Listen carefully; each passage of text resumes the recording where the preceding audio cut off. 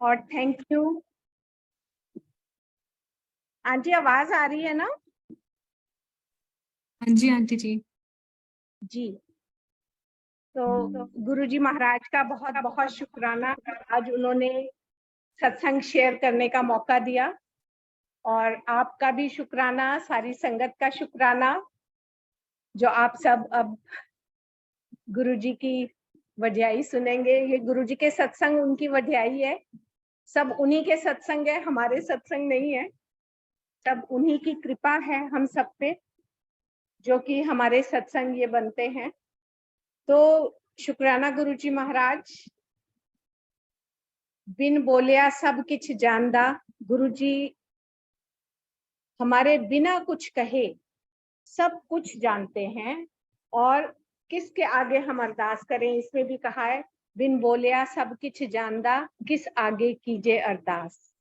अब पहली बार जब गुरुजी के पास जाने का सौभाग्य जून 2004 में मिला, तो गुरुजी से कोई बात नहीं हुई, कुछ नहीं, पर वही बिन बोलिया सब कुछ जानदा, वो तो सब कुछ जानते ही थे। क्योंकि वो जब हमें देखते हैं तो हमारा पास्ट, प्रेजेंट, फ्यूचर सब कुछ उनको पता होता है।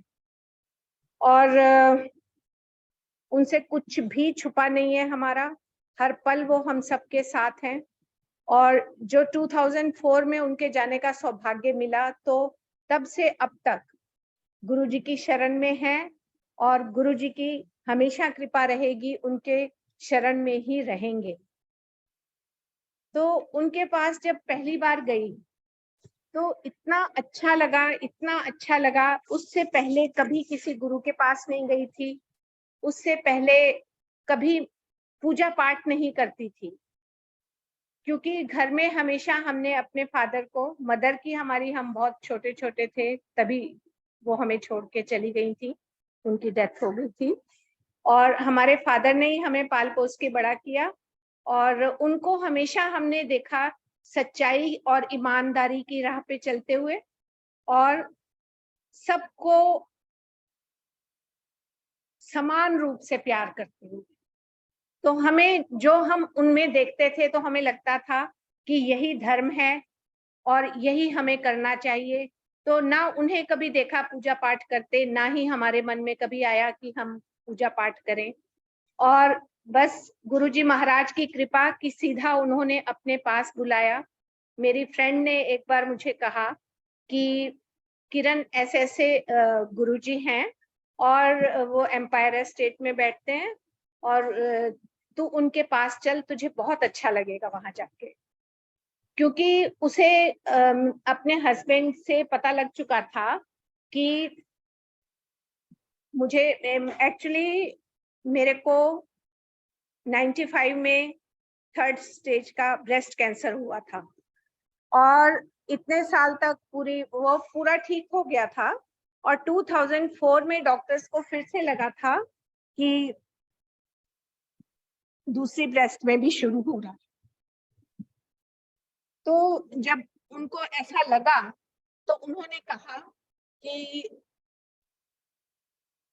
6 महीने के बाद हम आपका फिर से टेस्ट करेंगे। हाँ जी। तो उन्होंने कहा कि 6 महीने के बाद हम आपका फिर से टेस्ट करेंगे, और फिर हम डिसाइड करेंगे कि क्या करना है। तो 6 महीने के बाद वाली बात भी शायद मेरी उसको फ्रेंड को पता थी, और उन्होंने उनके हस्बैंड को, जब मेरे हस्बैंड ने बताया कि ऐसे ऐसे है, तो उन्होंने मेरे को इसलिए गुरुजी के पास ले जाना चाहा, पर मुझे नहीं बताया कि उसे पता है कि डॉक्टर ने क्या कहा। सो गुरुजी के पास इस तरह से मैं पहुंची, और गुरुजी की इतनी कृपा रही कि फिर 6 महीने के बाद जब वो टेस्ट हुआ, तो बोन स्कैन का टेस्ट हुआ था।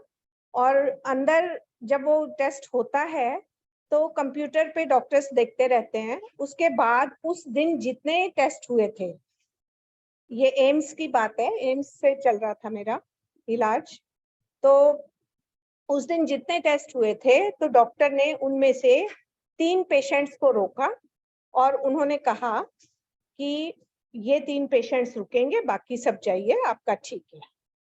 तो उन 3 पेशेंट्स में उन्होंने मुझे भी रोका और उन्होंने कहा कि बैठ जाइए, हम एक एक करके सबको बुलाएंगे। तो हम लोग रुक गए तीनों और बैठ गए।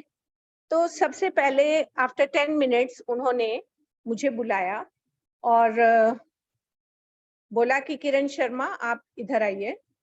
तो जब मैं गई तो वो साथ वाले रूम में बहुत सारे कंप्यूटर्स थे, उसमें जाके वो लोग दोबारा से सारा चेक करते हैं और चेक करने के बाद फिर वो रिपोर्ट बनाते हैं और फिर पेशेंट को भी बताते हैं कि आगे क्या करना है। तो कहने लगे कि जब हम आपका कर रहे थे तो उस टाइम तो हमें क्लियर राइट साइड में दिखाई दे रहा था, लेकिन जब हमने रूम में आके देखना शुरू किया तो हमने काफी बार देखा, काफी देर से देख रहे हैं, लेकिन कुछ भी दिखाई नहीं दे रहा है। तो जब कुछ दिख ही नहीं रहा तो जाइए आप ऐश कीजिए।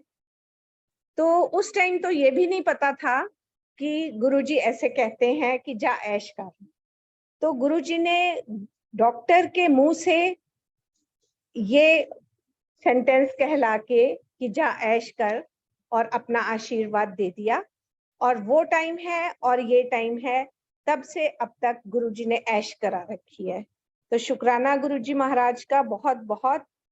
और पहली बार में जो जाके वहां पे मन को शांति मिली, इतनी शांति कि मन में ये भाव आया कि ये तो ऐसी जगह है जहां मैं रोज आ सकती हूँ। और सच में संगत जी, वहां मैंने रोज जाना शुरू कर दिया और थर्सडे, फ्राइडे, सैटरडे, संडे 4 दिन मैं जाती थी। और पहली बार ही जाने के बाद जब घर आए तो पहला सपना जो गुरुजी का आया, उसमें गुरुजी ने दर्शन दिए और कहा हुन फिकर ना कर, गुंजन दा भी सब ठीक हो जाएगा ते बाकी भी सब ठीक हो जाएगा। और गुरुजी जो कह देते हैं हम सब जानते हैं कि वो ब्रह्म वाक्य है। और ऐसा ही हुआ कि गुंजन की भी जो प्रॉब्लम थी वो भी ठीक हो गई और मेरी भी प्रॉब्लम ठीक हो गई, जबकि हमने गुरुजी को कुछ नहीं बताया था। तो वही बिन बोलिया सब कुछ जानता, उन्हें तो सब पता था और उन्होंने सब ब्लेस कर दिया था। तो गुंजन का भी यही था कि वो विदाउट पे किसी कंपनी में जॉब कर रहा था, क्योंकि शुरू में एकदम से कंपनीज जॉब देती नहीं है। तो एक कंपनी ने कहा था, ही इज एयरक्राफ्ट इंजीनियर, तो एक कंपनी ने कहा कि हम जॉब तो देंगे लेकिन हम पे नहीं करेंगे, वी विल नॉट पे। तो इसने मेरे से पूछा क्या करूं, तो मैंने कहा कि ज्वाइन कर लो, क्योंकि फील्ड तो तुम्हारा यही है, तो यहाँ करोगे, एक्सपीरियंस मिलेगा, फिर धीरे धीरे आगे भी और कंपनीज में जॉब मिल जाएगी। तो जब गुरुजी के पास गए तो ये विदाउट पे काम कर रहा था उस कंपनी में, और विद इन डेज इसका दूसरी कंपनी में जॉब लग गई और उसके आफ्टर 2 मंथ्स फिर किसी और कंपनी में। और इस तरह से गुरुजी ने इसको खूब तरक्की दी और खूब कृपा बरसी गुरुजी की, और ये काफी अच्छा सेटल हो गया। और इसी तरह से जो भी प्रॉब्लम्स थी उस समय लाइफ में, तो वो सारी प्रॉब्लम्स धीरे धीरे सॉल्व हो गई, क्योंकि गुरुजी ने कहा था कि हुन फिकर ना कर, गुंजंदा भी हो जाएगा तो बाकी भी सब ठीक हो जाएगा। सो शुक्राना गुरुजी महाराज का। और 2005 में ये बेंगलोर में था और बेंगलोर में इसकी पोस्टिंग थी एयर डेक्कन में। और वहां से क्योंकि फर्स्ट टाइम ये दूर हुआ था हमसे और 6 महीने हो गए थे लगातार, और ये वहां था, तो एक दिन ऐसे ही घर में बैठे बैठे डाइनिंग टेबल पे मैं बैठी थी और बैठे बैठे एकदम से ऐसे ध्यान आया कि जैसे होता है ना, हम मन ही मन गुरुजी से बातें करते रहते हैं। तो मैंने कहा गुरुजी हुन तो बहुत हो गया, 6 महीने हो गए इनू उठे ते पता नहीं कदों आएगा वापिस। बस ये मन में मतलब मनी मन जैसे गुरुजी से बात करते हैं। और संगत जी, नेक्स्ट डे मॉर्निंग में डोरबेल बजी और जब दरवाजा खोला तो सामने गुंजन खड़ा। और मैंने कहा ये क्या, अचानक से कैसे आ गया तू? और कल तो तेरे से बात हुई थी तो तूने कुछ नहीं बताया था कि तू आ रहा है आज। तो उसने कहा कल सुबह हुई थी ना आपसे बात, और शाम को मेरे को परमानेंट ट्रांसफर के ऑर्डर दिल्ली के मिले हैं। कह रहा सुबह तो मुझे भी नहीं पता था, और जब शाम को ये ऑर्डर मिले तो मैंने कहा फिर ठीक है, सरप्राइज देते हैं। तो देखिए कैसे, मतलब एक थॉट आते ही मनी मन गुरुजी से बात करते ही, और गुरुजी वही ना कि गुरुजी हर बात जानते हैं, बार बार वही कि बिन बोलिया सब कुछ जानता। उनसे कुछ नहीं कहा पर मनी मन उन्हीं से बात कर रही थी ना, और वो हमारी हर बात सुनते हैं और उसे पूरा भी करते हैं। इसी तरह से 2006 की बात है कि ये बॉम्बे कुछ पीरियड के लिए इसकी कभी कभी पोस्टिंग, कभी महीने की कभी 3 महीने की अलग अलग जगह होती रहती है, वो आज भी होती है।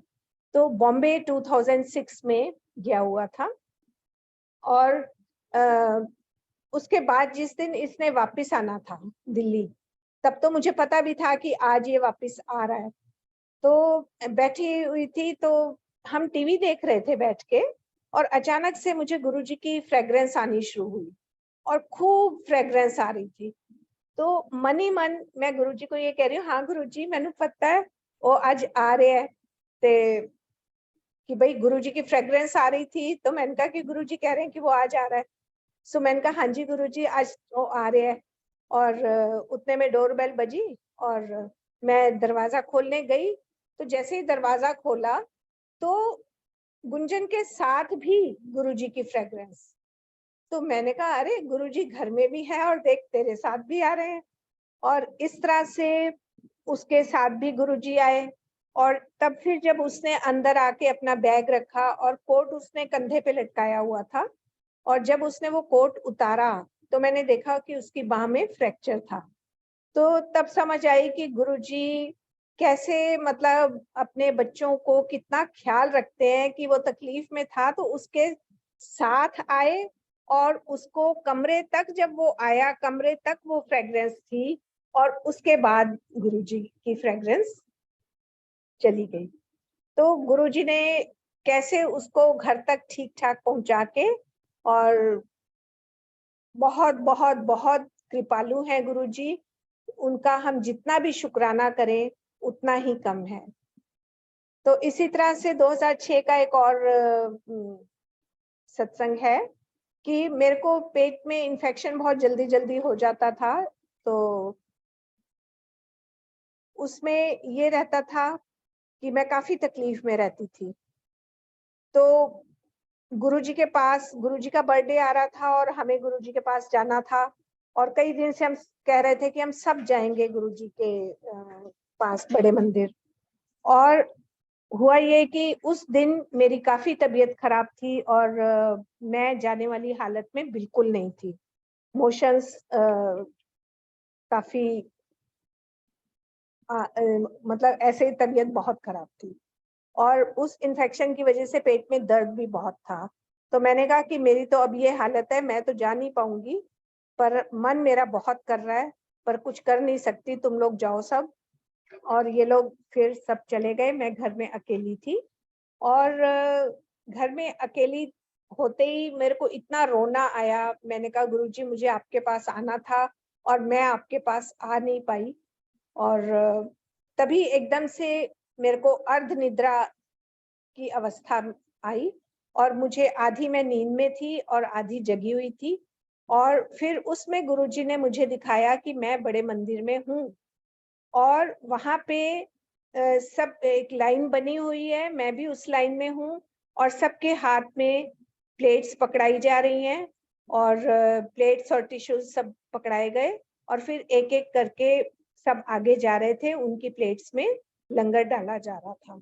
और जब मेरी बारी आई तो मैंने देखा सामने स्टेज पे गुरुजी भी बैठे हैं, और उन्होंने अपने हाथ से मेरी प्लेट में सारा लंगर डाला और कहा कि खा ले।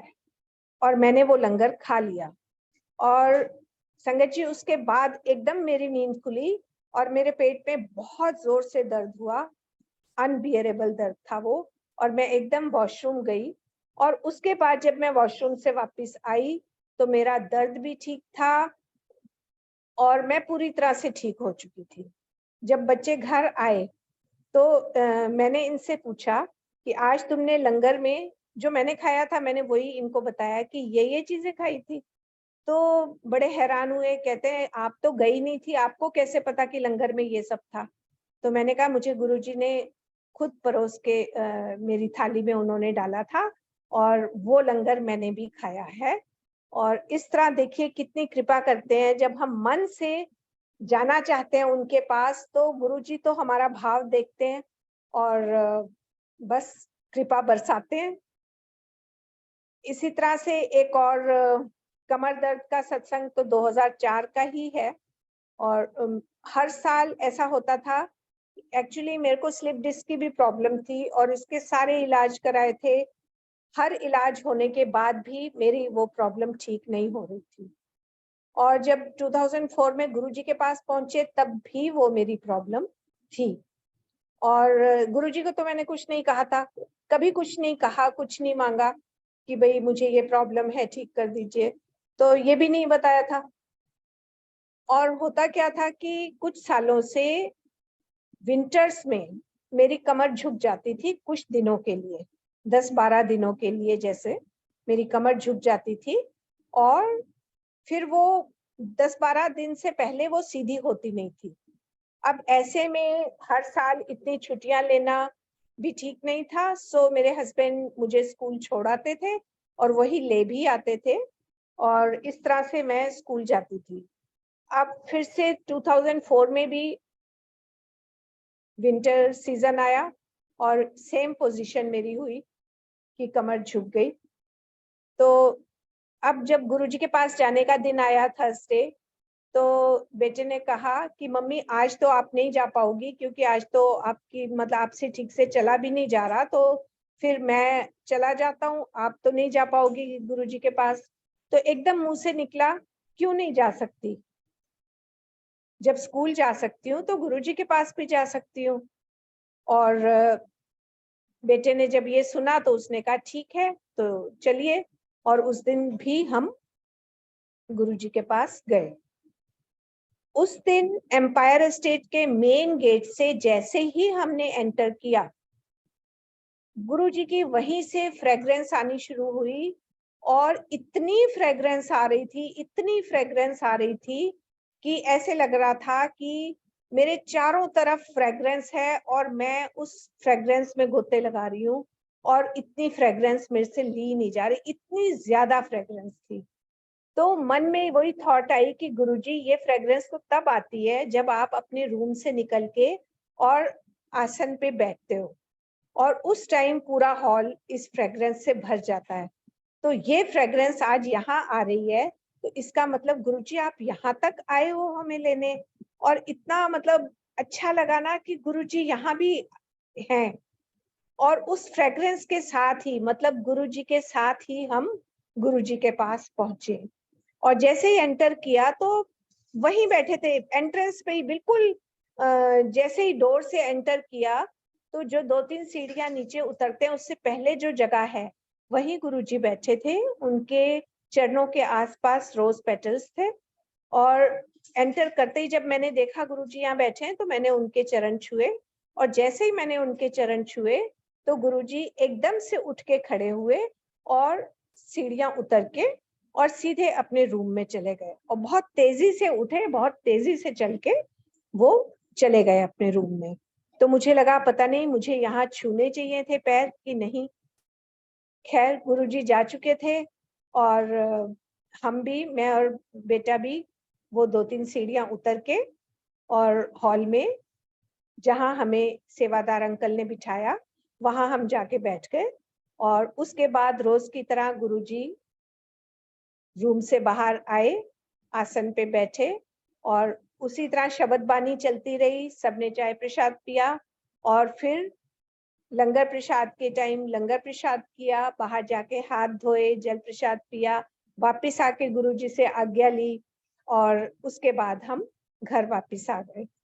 तो जब हम घर वापस आए तो मेरी बेटी ने दरवाजा खोला, तो उसने एकदम से मुझे देखते ही कहा कि मम्मी, गई तो आप, जब आप गए थे तब तो आपकी कमर झुकी हुई थी और अब तो आप बिल्कुल सीधे हो। तो झुकी हुई अवस्था में जाके और आप सीधे होके बिल्कुल वापस आए हो। तो एकदम से उस टाइम पता लगा कि गुरुजी ने इतनी बड़ी कृपा कर दी और हमें पता भी नहीं लगा। तो गुरुजी इतने दयालु कृपालु हैं कि कृपा भी कर देते हैं और पता भी नहीं लगने देते। ना मुझे पता लगा कि मैं सीधी चल रही हूँ, ना बेटे को पता चला कि मैं सीधी चल रही हूँ। एम्पायर स्टेट से बाहर आके हम कार तक भी चल के आए, फिर उसके बाद कार से उतर के ऊपर भी चढ़ के आए। 3rd फ्लोर पे है हमारा घर। तो मतलब हमें बिल्कुल नहीं पता लगा, एहसास ही नहीं हुआ कि कमर सीधी हो गई है। और वो दिन और आज का दिन, उसके बाद कमर दोबारा कभी नहीं झुकी। तो वही कि गुरुजी का जितना हम शुक्राना, हम हर पल भी शुक्राना करें ना, तो वो भी कम है। तो इस तरह से गुरुजी पल पल हमें, हमारे सबके ऊपर बहुत बहुत कृपा करते हैं। और एक यही, अब ध्यान नहीं है कि कौन से ईयर का था, 2005 का था या 6 का था, पर ये भी मुझे दोपहर के टाइम ऐसे ही लेटे लेटे वही अर्ध निद्रा अवस्था में मैं पहुंच गई और अचानक से ही नींद आ जाती है। ऐसे लगता है बहुत जोर से नींद आ रही है, और लेट जाओ तो ऐसे भी लगता है जागे हुए हैं और ऐसे भी लगता है सो रहे हैं। और सब वो गुरुजी ने जो दिखाना होता है, कृपा करनी होती है। तो उस टाइम एकदम से मैंने देखा कि गुरुजी, बेसमेंट में मैं पहुंच गई। मतलब मैंने देखा कि किसी बेसमेंट में मैं हूँ और गुरुजी ने मुझे आवाज लगाई, किरण भोग दी थाली लेके आ। और वो आसन पे बैठे थे। अब मैं भोग की थाली लेकर आई और मैंने उनको भोग लगाया। ये भी उन्होंने कृपा सपने में करी, क्योंकि मन में तो होता था, वहां देखते थे कि गुरुजी के चरण दबाते हुए हम देखते थे कि और संगत गुरुजी के चरण दबाती है, पर हमें ये सौभाग्य कभी नहीं मिला था। पर मन के अंदर, मन के किसी कोने में तो ये होता था कि काश हमें भी गुरुजी की सेवा करने का अवसर मिलता। तो ये अवसर भी उन्होंने इस तरह से दिखाया। और तब तक मैंने बड़ा मंदिर नहीं देखा था और नहीं पता था कि वहां की बेसमेंट भी है। तो इस तरह से गुरुजी इतनी कृपा करते हैं। ये उन्होंने ये मन की इच्छा भी पूरी की, और जिस तरह वो टांग दबाने वाली जो मन में थी इच्छा, तो वो भी उन्होंने सपने में ही पूरी की। और ये समाधि लेने के बाद, ये जो भोग की थाली वाला था सत्संग, वो तो उस टाइम तो गुरुजी चोला रूप में थे, पर तब भी वो उन्होंने मुझे सपने में ही ये सेवा बख्शी। और ये सेवा जो टांग दबाने वाला है, ये समाधि गुरुजी ले चुके थे, उसके बाद का सत्संग है। उसमें मैंने देखा कि गुरुजी लेटे हुए हैं और गुंजन उनकी एक टांग दबा रहा है, और मैं दूर से देख रही थी। तो मेरा मन किया कि काश मैं भी उनकी दूसरी टांग दबा सकूं। देखा तो गुरुजी की आंखें बंद थी, और मैं धीरे धीरे उनके पास पहुंच गई और बैठ के मैंने उनकी दूसरी टांग दबानी शुरू की। तो जैसे ही मैंने टांग दबानी शुरू की, थोड़ी सी दबाई थी कि एकदम से गुरुजी की आवाज आई, ए होले होले कौन दबा रहा है। और मैं इतना डर गई गुरुजी की आवाज सुन के, इतनी घबरा गई कि मैं वहां से भागी। और मुझे ऐसे लगा, दिखा कि भाई नीचे सीढ़ियां जा रही हैं, और मैं नीचे सीढ़ियों से उतर के चली गई। तो देखिए, ये मतलब जो मन में था कि काश कभी हमें भी गुरुजी की टांग दबाने का अवसर मिलता, तो वो भी गुरुजी ने अवसर दिया और पूरा मन की इच्छा को किया। और शायद यही कि ये भी बता दिया कि भाई अगर तेरे को ये सेवा देता तो तूने तो बड़े होले होले दबाना था। बाकी तो खैर गुरुजी जानते हैं जो भी था, पर बहुत बहुत शुक्राना गुरुजी ने जो ये सेवा दी। और इसी तरह गुरुजी चोला रूप में होते हुए भी गुरुजी ने मुझे सपने में ही दर्शन देके और सेवा दी है। और इसी तरह उन्होंने एक बार सपने में मुझे बोला, कट बोलिया कर। अब इस बात का मुझे समझ में नहीं आया कि गुरुजी ने ऐसा क्यों कहा कि कट बोलिया कर। सुबह उठ के मैं सबसे पूछ रही हूँ बच्चों से कि क्या मैं ज्यादा बोलती हूँ? तो इन्होंने कहा नहीं। तो मैंने कहा नहीं, वो गुरुजी ने मेरे को बोला है। मैंने बेटे से कहा, मैंने कहा गुरुजी ने बोला है कि कट बोलिया कर। तो कहता है हाँ, तो कुछ बात होगी जो गुरुजी ने बोला है, आप कोई बात नहीं। तो फिर भी ये बात मेरे मन में रही कि पता नहीं क्यों बोला गुरुजी ने कि कट बोलिया कर, क्या मैं ज्यादा बोलती हूँ, ये चीज मेरे मन में आई। और बात फिर थोड़े टाइम के बाद मैं भूल भी गई।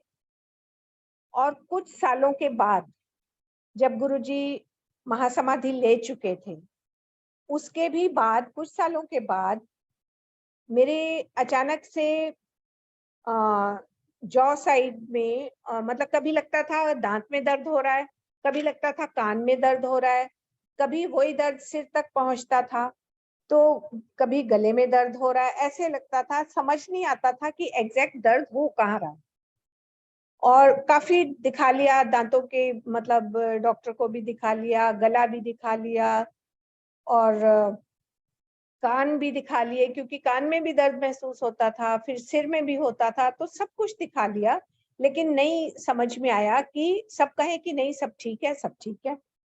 फिर उसके बाद एक ईएनटी के डॉक्टर को दिखाया, तो उसने जब चेक किया तो उसने बोला कि आपको जॉ का आर्थराइटिस है, और इतना एक्यूट है, इतना ज्यादा है कि आप कम से कम मुंह खोला करो, आप कम से कम बोला करो।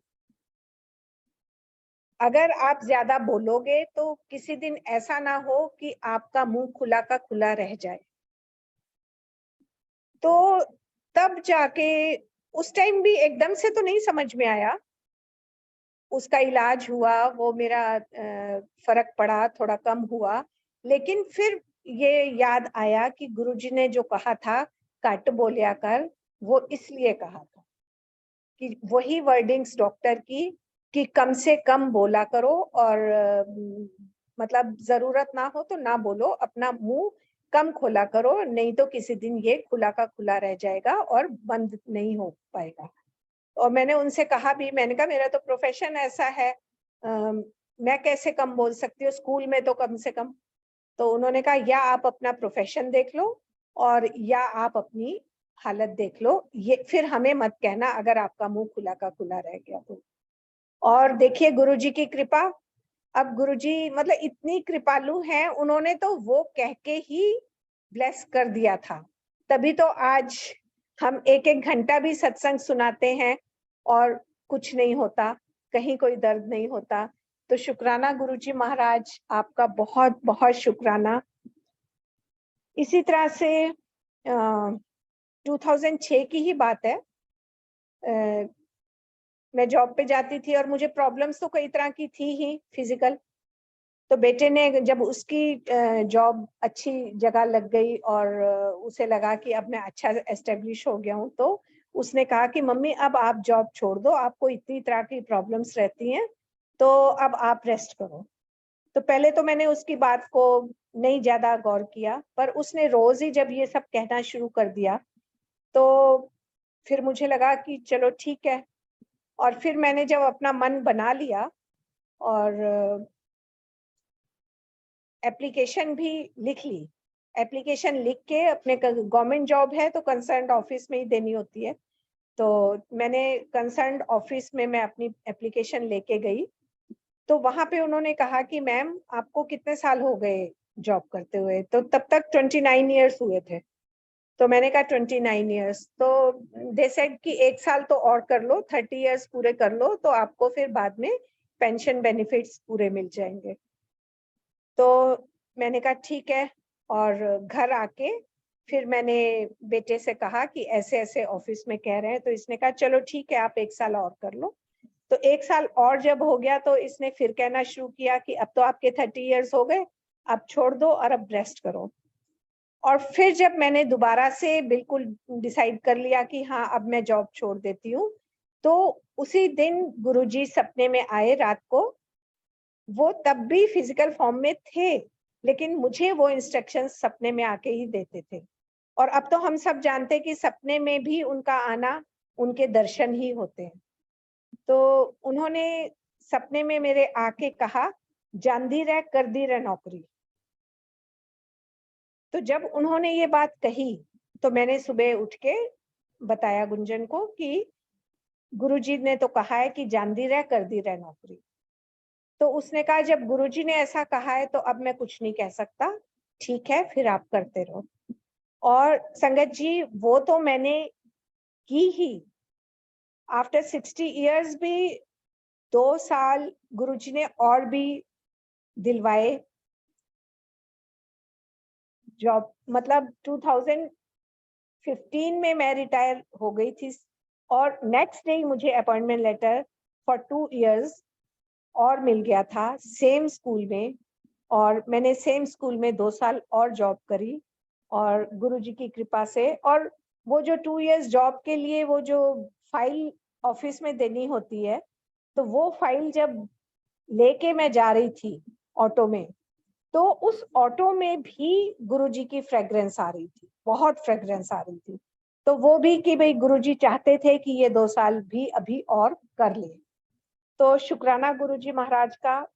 और ये बात भी बाद में समझ में आई कि उन्होंने क्यों कहा था जानदी रह कर दी रह नौकरी।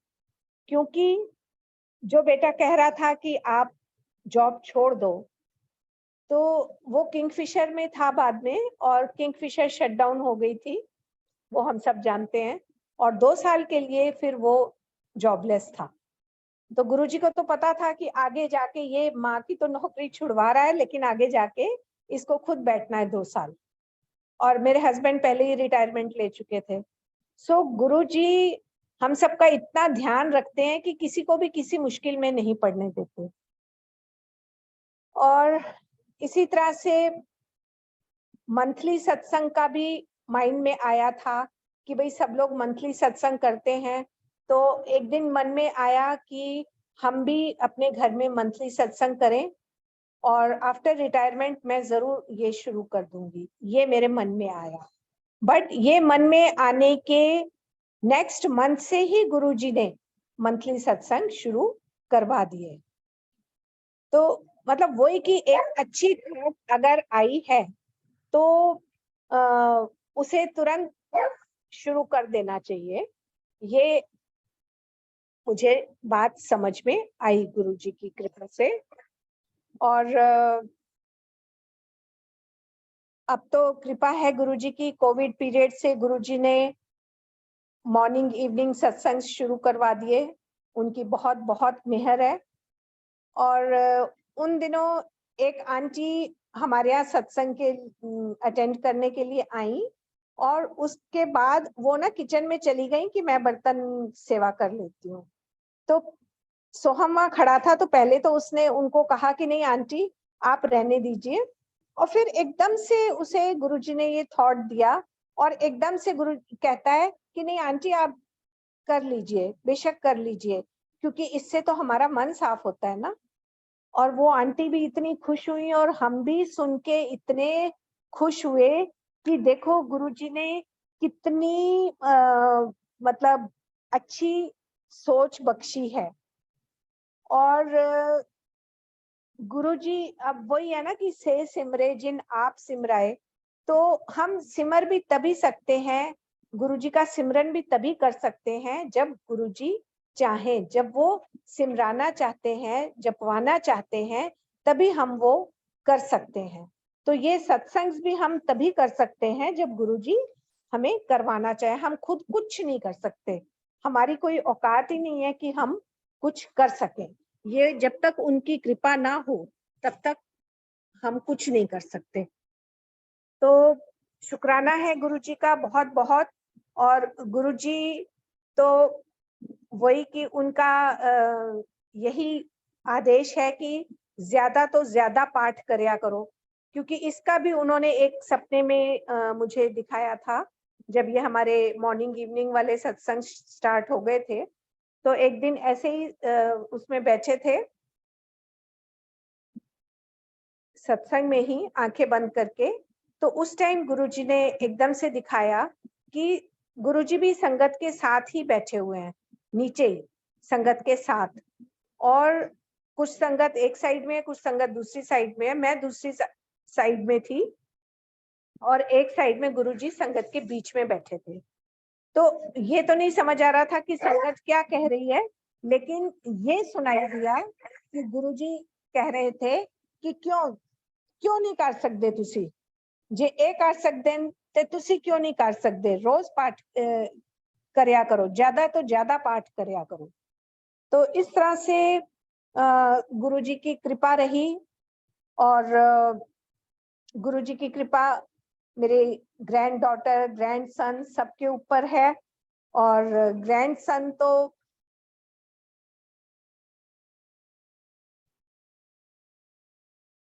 इतना, मतलब उसको देख के ऐसे लगता है कि जैसे गुरुजी ने बहुत बहुत कृपा करी हुई है, और ग्रैंड डॉटर के ऊपर भी बहुत कृपा है, और इनके अपने अपने सत्संग हैं। ग्रैंड सन को तो शिव जी के दर्शन भी हुए, और शिव जी जो हैं वो मतलब ये भी दिखाया गुरुजी ने ग्रैंड सन को कि ऊपर छत पे ऊपर 4 चेयर्स और बीच में एक टेबल, और हम वहां बैठे हैं, और 4 चेयर्स में एक में मेरा ग्रैंडसन, एक में बेटा, और एक में मैं बैठी हूँ, और चौथी चेयर जो है वो खाली है। और चौथी चेयर जो खाली है उस पे थोड़ी देर में शिव जी आके बैठे, और ऊपर से आए शिव जी और उस चेयर पे बैठ गए। और उसके बाद बेटे ने उनसे कहा कि आप तो सदाशिव हो ना। तो सोहम कहता है कि नहीं, ये तो महाशिव है ना। तो इस तरह से ये तो शिव जी है ना। और शिव जी मुस्कुराए और उठ के अंदर जहां गुरुजी का आसन था वहां पहुंच गए, और वहां पहुंच के उन्होंने आसन पे गुरुजी को प्रणाम किया, और वहां बैठे, लंगर प्रसाद किया, और उसके बाद बाहर आए, और फिर वो उन्होंने इशारे से नंदी जी को बुलाया, और नंदी जी को बुलाने के बाद वो नंदी जी पे बैठे और चले गए। तो इस तरह से उसको गुरुजी ने दर्शन दिए शिव रूप के, और अपने ही मतलब दिखाया भी कि शिव जी भी मेरे पास आते हैं, मेरी पूजा करते हैं। तो मेरे को बाद में उसने बताया, ग्रैंडसन ने, कि दीदा मैं ना कई दिन से गुरुजी से पूछ रहा था कि सब कहते हैं कि सभी देवी देवता आपकी पूजा करते हैं, पर मैंने तो किसी को नहीं देखा आपके पास आते हुए। तो मैंने फिर उसे कहा, मैंने कहा देख गुरुजी ने तेरे को दिखा दिया ना।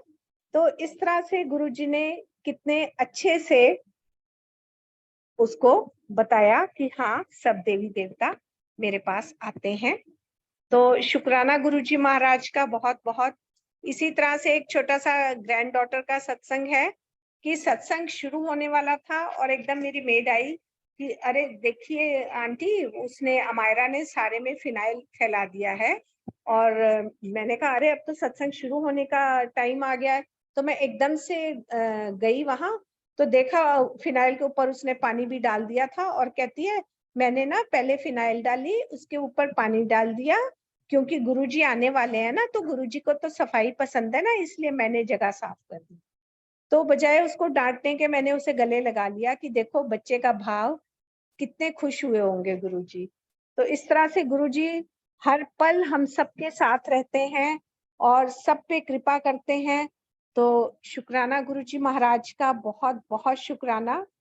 और इसके साथ ही मैं अपने वाणी को विराम देती हूँ। और संगत जी, अब हम गुरु जी से आज्ञा लेते हैं, और इसी संदेश के साथ कि हम सब ज्यादा से ज्यादा पाठ करेंगे, क्योंकि अब ये इतना वो जो टाइम आता जा रहा है, हम सब जानते हैं कलयुग का अंत आ रहा है और प्रलय भी आ रही है, कहीं बाढ़ आ रही है, कहीं मतलब बहुत कुछ हो रहा है इन दिनों। और पहले जैसे कोविड, फिर उसके बाद ऐसे कुछ कुछ आता ही रहेगा। और गुरुजी वही कहते हैं, जो पाठ करेगा वो बच जाएगा। ते वो पाठ भी सिर्फ हमने अपने लिए नहीं, हमने सबके लिए करना है, सरबत के भले के लिए करना है। और जब हम सब, और गुरु जी का मंत्र जाप, वो हमें हर वक्त अपने मन में करते रहना है। तो इसी संदेश के साथ शुक्राना गुरु जी, और नमस्ते गुरु जी, नमस्ते संगत जी, जय गुरु जी। अब हम सब आज्ञा लेते हैं।